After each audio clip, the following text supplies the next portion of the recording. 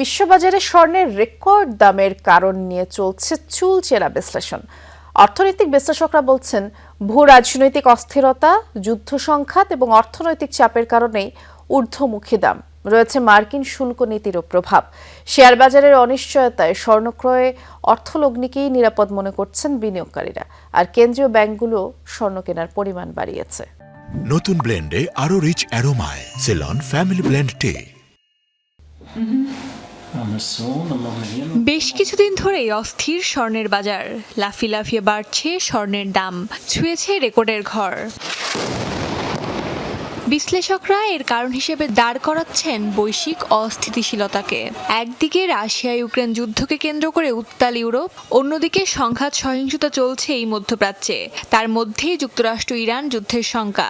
এই ভূরাজনৈতিক সংকটকেই স্বর্ণের মূল্য বৃদ্ধির অন্যতম কারণ বলছেন বিশ্লেষকরা।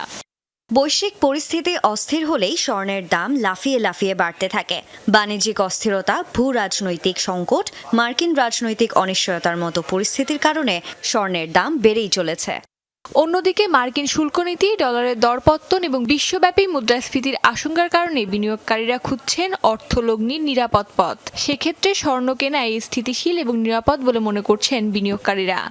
স্বর্ণের মালিকানা কোনো ঋণ বা বিনিয়োগ প্রতিষ্ঠানের সাথে সম্পৃক্ত নয়। যখন নানা ধরনের অনিশ্চয়তা দেখা দেয়, তখন নিশ্চয়তা এবং বৈচিত্র্য আনার অসাধারণ এক পথ হতে পারে স্বর্ণ। এর পাশাপাশি কেন্দ্রীয় ব্যাংকগুলোর স্বর্ণ কেনাকেও দায়ী করছেন অর্থনীতিবিদরা।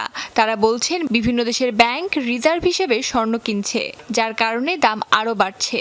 এর পাশাপাশি ডিজিটাল মুদ্রা কোম্পানিগুলো স্বর্ণ কেনার হার বাড়িয়েছে। অস্মিতা বিশ্বাস, যমুনা নিউজ।